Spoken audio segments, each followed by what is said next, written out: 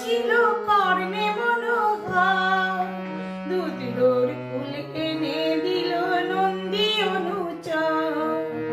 আকন্দ ফুল ব্যস্ত ছিল কর্ণে মনোহর, দুধুর ফুল এনে দিল নন্দী অনুচর।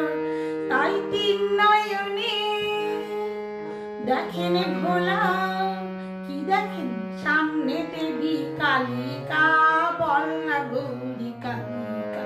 শিব ঠাকুরের গলায় দুলে বইছি ফলের মালিকা, গলায় দড়ি কে পরালো, ও তোর গলায় দড়ি কে